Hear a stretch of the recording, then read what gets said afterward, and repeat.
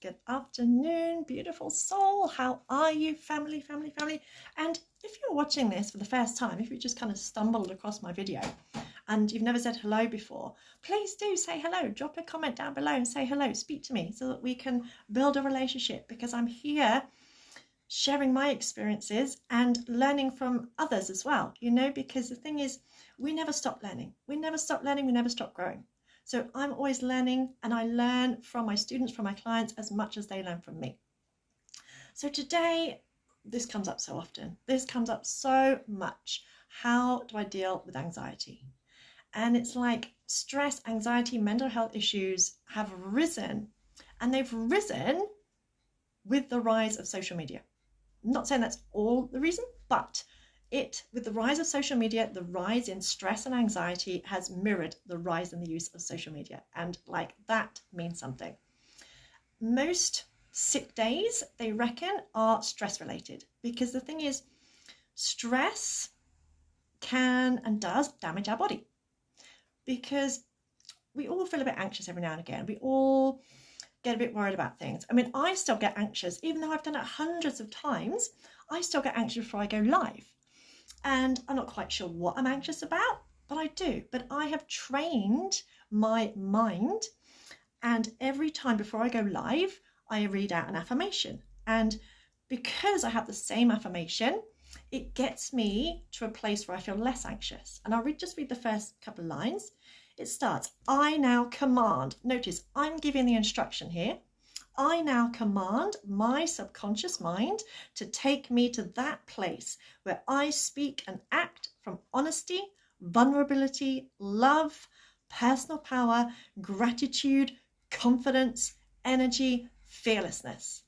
And I say this every time before I go live, because it switches me from a state of, oh God, what if I forget what to say? What if I stumble over my words? What if no one watches? All those kind of thoughts. Because becoming anxious can actually become a habit. Because the body produces certain chemicals when we're going for a stress response, and all anxiety is a prolonged stress response. And our bodies can get used to those hormones, just as people get addicted to drugs. And so it can become literally a habit to be anxious, to feel anxious.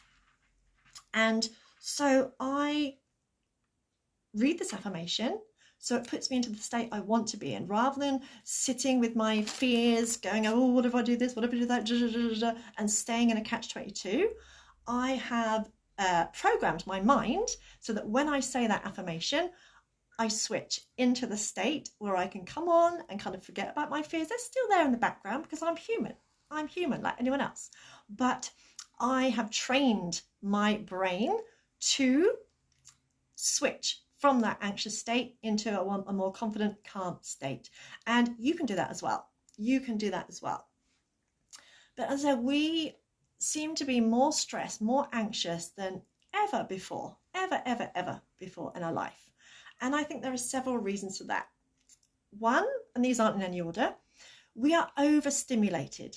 In this day and age, we are overstimulated. When I was a child, we didn't have mobile phones. We didn't have computer games. We didn't have social media. We may have read a magazine. We spent most of our time outside. If we wanted to know what our friends were doing, we had to go around there.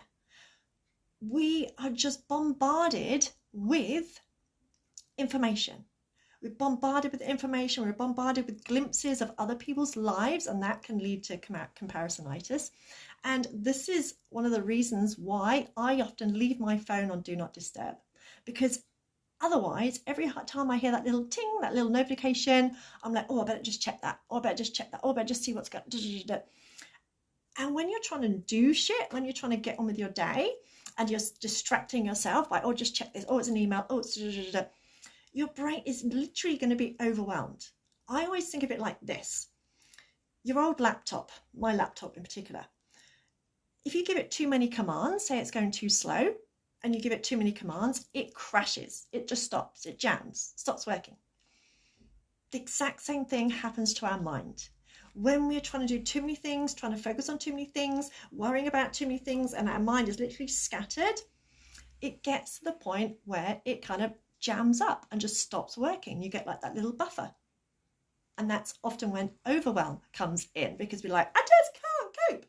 And so the thing is, with social media, we have more knowledge, but we're also more aware of the shit that's going on around the world. You know, I mean, think of it this way. If you lived in a far off village somewhere and you had no idea about the coronavirus, you had no newspaper, no social media, you were completely oblivious to it, you wouldn't be anywhere near as worried as you are now. It could be going on around you, you wouldn't know about it. And this is one of the reasons I don't read the news. I don't watch the news, because it lowers your vibration. That doesn't mean I want to pretend that horrible things aren't going on. That doesn't mean I don't care about people getting caught up in a whirlwind or, you know, bad things happening. It doesn't mean I don't care about someone's being murdered and stuff like that. It doesn't mean that at all. But me getting stressed and anxious and feeling shit about it does absolutely fuck all. I remember once talking to someone, and she was saying she was getting upset about something on the news. And I said, well, don't watch the news. And she said, well, I need to know what's going on. Why? Why do you need to know what's going on? Why do you need to know what's going on in Syria or Iraq or America? Or why do we need to know? But I think a lot of that is to do with the overstimulation. We feel like we need to know everything. We feel like we need to keep up with current affairs and and it is just too much. You know, there are indigenous peoples living way off the grid. They've got no electricity, no telephones, no social media, no fast food, no chemicals, and they are living healthily to the age of 100. They don't have depression, they don't have cancer, they don't have eye problems, they don't have strokes, they don't have all of these things that we struggle with now are mostly man-made, man-enforced, because of the shit we feed our body and the shit we feed our mind. And I think that really does exacerbate our stress and anxiety. Because the other thing is, we have a look at other people's lives that we never had before. You know, before Facebook, before Instagram, whatever, we didn't know what went on behind closed doors. We didn't know what people's houses looked like. We didn't know anything about them. Now we see a glimpse and we forget it's just a snapshot, and we start comparing. And I do it. And when I notice it, I switch off. But we read about people's lives and we start to convince ourselves that other people are doing more than us, other people are happier than us, other people are more successful than us, are more attractive, are more in every way. We think everyone else is more than us, and that adds to the kind of overload, to the stress, to the pressure. And sometimes we don't realize we're doing it. You know, it can literally make you depressed. Say, for example, you have just broken up from your relationship and you're seeing pictures of all these people talking about their perfect relationship. That can stress you out when you don't actually know it may not be a perfect relationship, that you're just seeing a snapshot, but we forget about that. But we've got too much information and we're trying to do too many things, and it is literally overwhelming us. And when we start adding the comparison, comparing ourselves to other people, and our ego starts coming in, because our ego, as I said the other day, it's like the vulture swirling around, looking for that animal that's about to die. You know, our ego pops up when we're at our most vulnerable. So when we're starting to compare ourselves with all these pictures we see on Facebook and telling ourselves that we're less than, we're not good enough, we should be doing this, we should be doing that, and your mind literally is like your old laptop. It just jams up, it just crashes, and you're like overwhelmed. So stress, anxiety, as I said, it's just a prolonged stress response. Now, the stress response is our body's way of dealing with danger. So many, many years ago, hundreds of years ago, if we heard a little noise in the hedge, we could either hang around to wait and see if it was a mouse, or we could run. And the thing is, if it wasn't a mouse, if it was a lion, we'd get eaten. If we did run and it was a mouse, we were okay. But the stress response is to give us extra energy. Hey Joanne, how you doing? Lovely. Is to give us extra energy to get the fuck out of the way, which is why people can lift cars and do amazing things when they've got the adrenaline going. But it's not designed to keep flowing. You know, if you hear something and you think you're about to get attacked, that burst of adrenaline enables you to run a mile when normally you can't run 2 steps. At the end of that mile, your body has metabolized the adrenaline, the cortisol, all those hormones. But most of our fears nowadays, most of the things we're reacting to are not a real threat. They're not a real threat. The only threat is in our mind. We think it's a threat, but our body is reacting as if it's a threat to life, because our body, our primitive brain, just wants us to survive. Our primitive brain doesn't give a shit if we're happy, if we're successful, if we're in a loving relationship, if we're popular. It doesn't give a shit. It just wants us to survive. But when you're constantly stressed and anxious, you've got all those hormones circulating around the body, and it's like almost like having acid in your veins, and it will literally kind of eat you up from the inside out, which is why stress and anxiety is so bad for your health, it's so bad for your immune system. And so overload, overstimulation, also too much pressure, which goes with the overload and overstimulation. A lot of us are trying to live up to unrealistic expectations, and a lot of the time they're not our own. We are trying to live or trying to be how we think other people think we should be. If that makes sense. So we see other people living their lives and we start thinking, maybe I should be like that. And I've done it. You know, I was asking myself the other week, am I spiritual enough? Because I don't meditate and do rituals every night. I like to read my book. And it's like, duh. You can't be spiritual, you are spiritual, because that's what you are. That's like saying, are you human enough? But even I can get caught up in these thoughts of, oh, am I doing enough? Should I be doing this? Should I be doing that? So-and-so's doing that.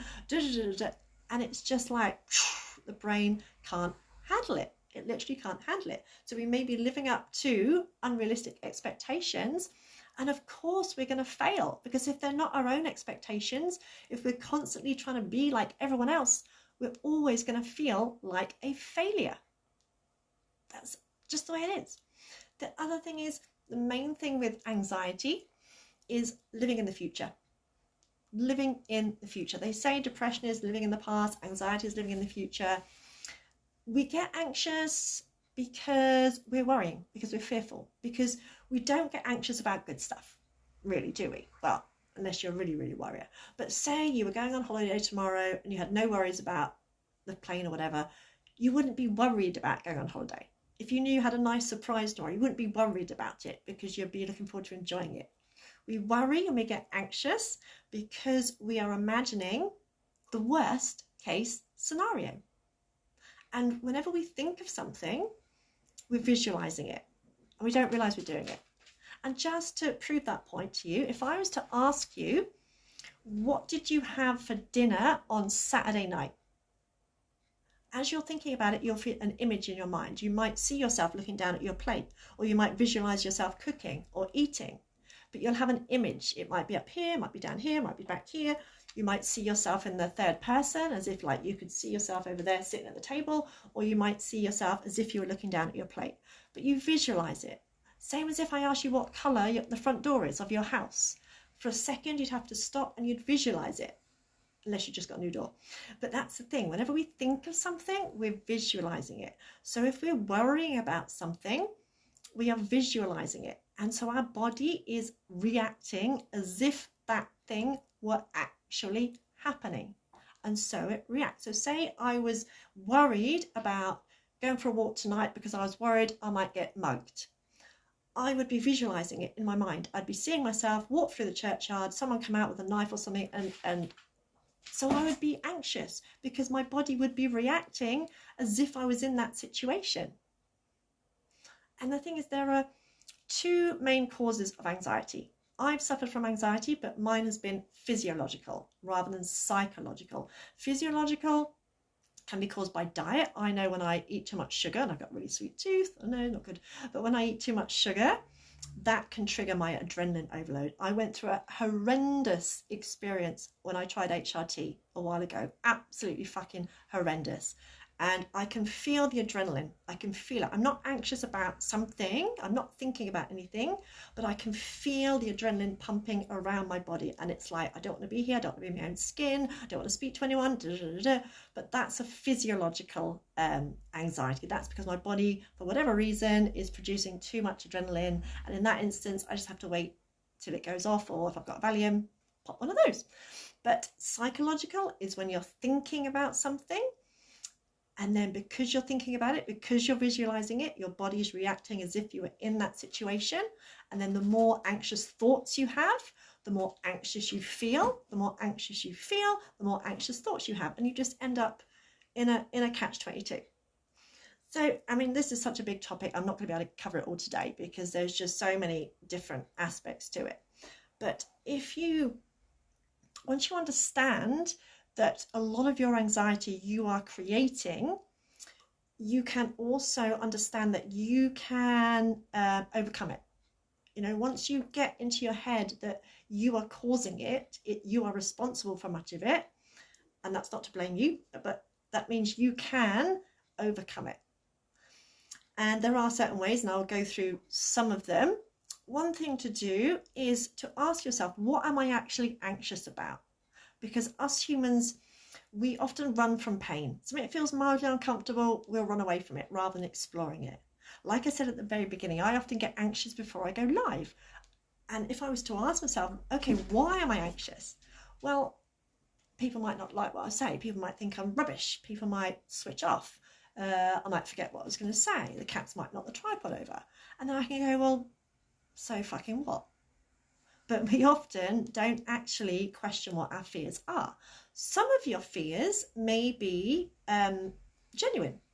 So, for example, you maybe have been worrying about coronavirus. You may be worried about getting ill, that kind of thing. That is actually a genuine fear. But you could ask yourself, how true is this?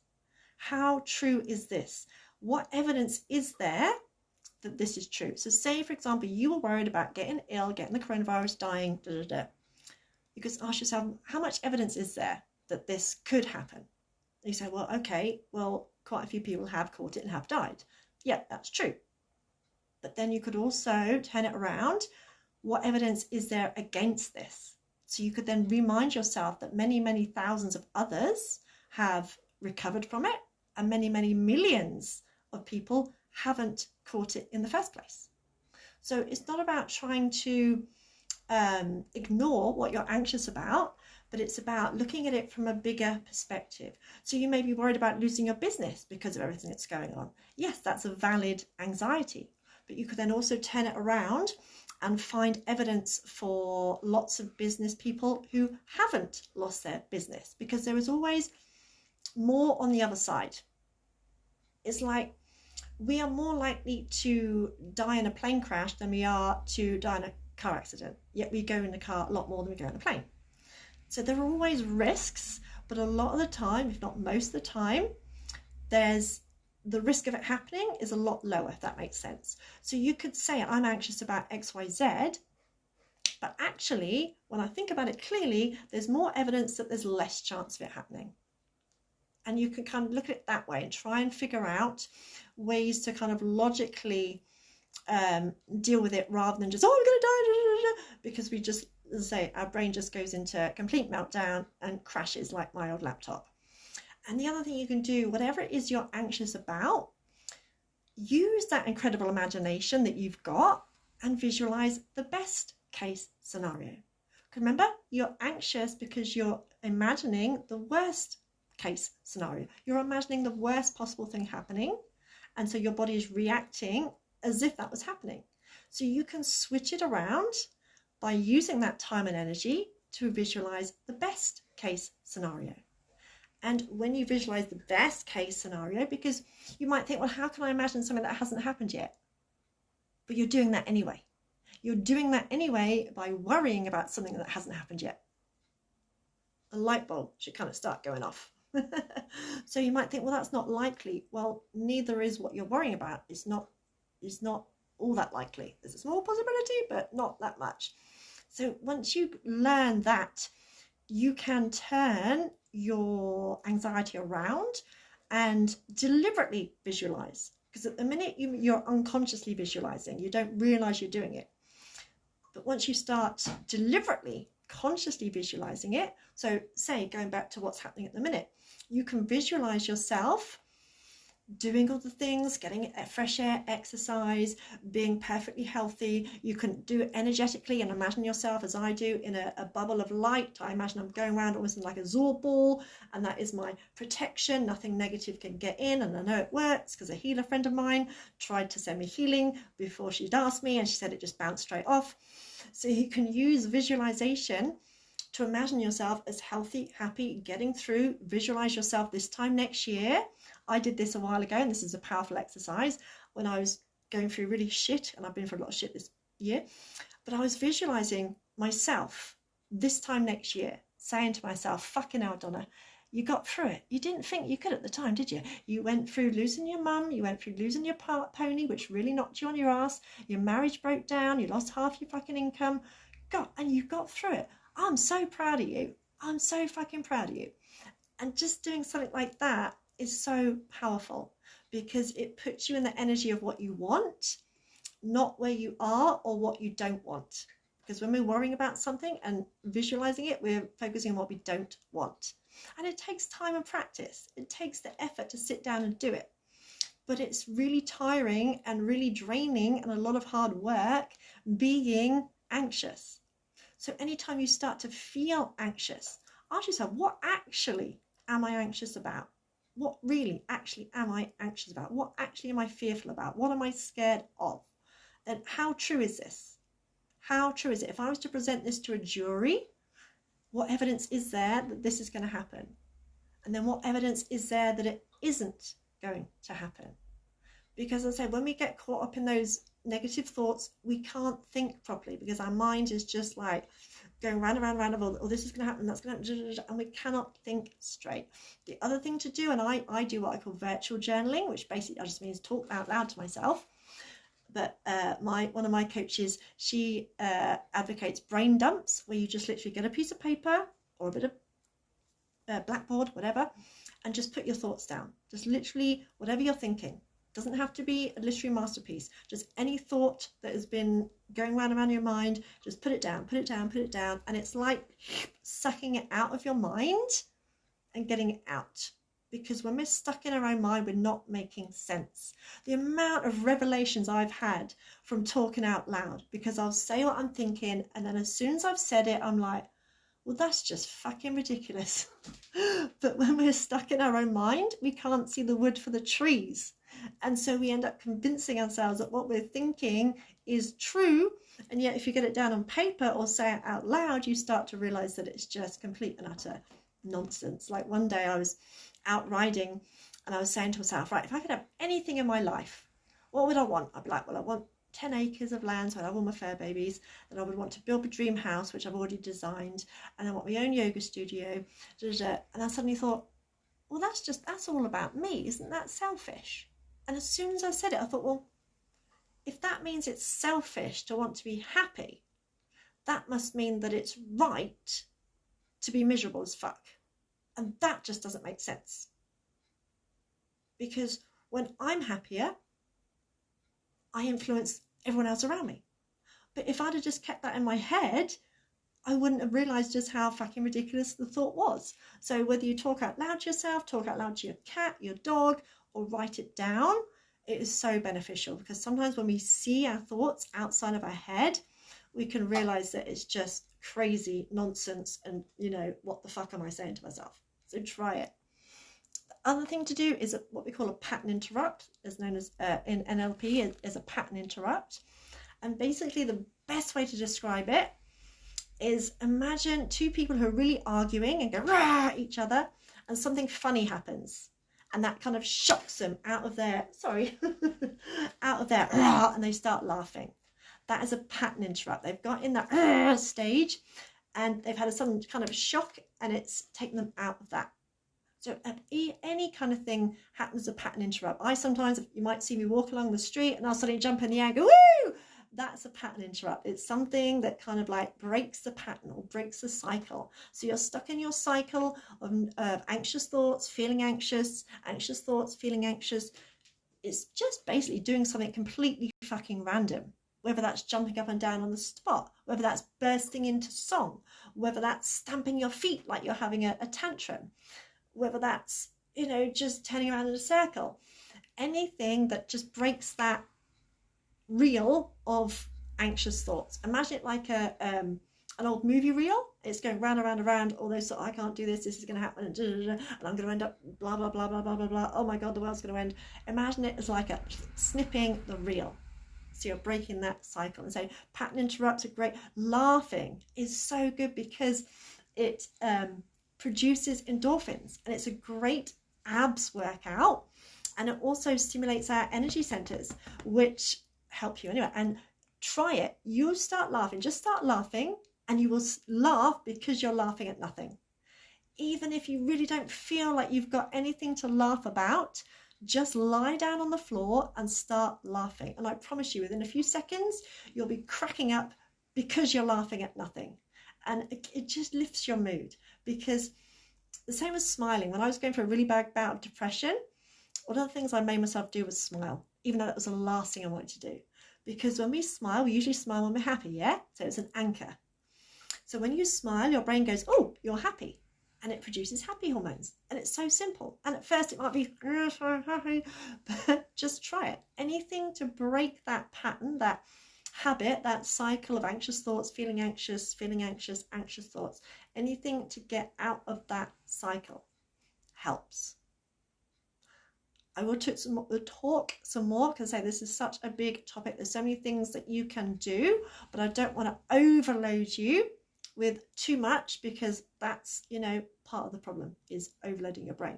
One thing I will say though is, if you notice your triggers, notice when you start to feel most anxious. Like, for example, I tend to feel overwhelmed when I'm tired. When I'm really tired, I'll start thinking, I've got this to do, I've got that to do, I've got this. Oh my God, I've got too much to do. Ah! And I'll won't do anything. I'll get into that overwhelm stage. But I've learned that that happens when I'm tired. So I can catch myself. As soon as it starts happening, I go, I'm tired. Okay. It may be hormones. So it may be the time of the month. And by the way, men have hormonal cycles as well, not just women. And you can still have them after the menopause. I still have that time of the month, even though I've gone through menopause. It could be the weather. It could be an anniversary, like an anniversary of someone's death or something. But notice triggers so that you can be prepared, and so that when you do start feeling a bit overwhelmed or on edge, you know, so you don't beat yourself up over it. So now when I start to get overwhelmed and I go, am I tired? I can not beat myself up over it so much, because I know it's just because I'm tired, and, you know, give myself a break. But so I could probably talk about this for 3 hours, because there's so much to anxiety and there's so many tools that I can give you.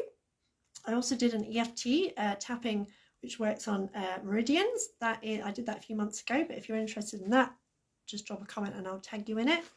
But just know that it is possible. And also notice if anything in your diet affects it, if alcohol, caffeine, sugar, because when our body is out of balance, you could get too much adrenaline flowing around the body. Like I said, mine comes when I've had too much sugar or not enough sleep. My adrenaline overload. So I'm not actually worried about anything. I can just literally feel it. It's like acid fire burning through my veins, and then I feel like I just don't want to be in my own skin, and it's just horrible. But I know it's a trigger from something that I've done. Not enough sleep, for example, not drinking enough water can cause or exacerbate anxiety.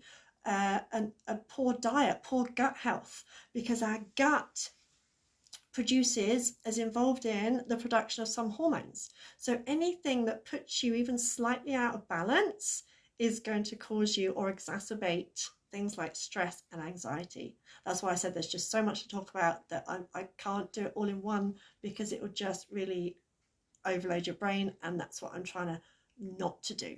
But notice your triggers, and if one of your triggers is getting stressed or anxious, being on social media, then just fucking switch off. Switch off. Simple as that. I hope this has been of some use to you. If you know of anyone else who would find it beneficial, please share, tag them, whatever, invite them, and I shall speak to you all soon. Oh, I've got a free 5-day program coming up in the new year if you want to make 2021 better. then this will be for you. If you want to start off feeling in control, reclaiming your power instead of feeling helpless and hopeless, then this could be for you. If you want to know more about it, then just drop me a comment down below and say it's free, this one. And I'm really excited about doing it because we've all had a shit year one way or another. So thank you, thank you, thank you. Mwah.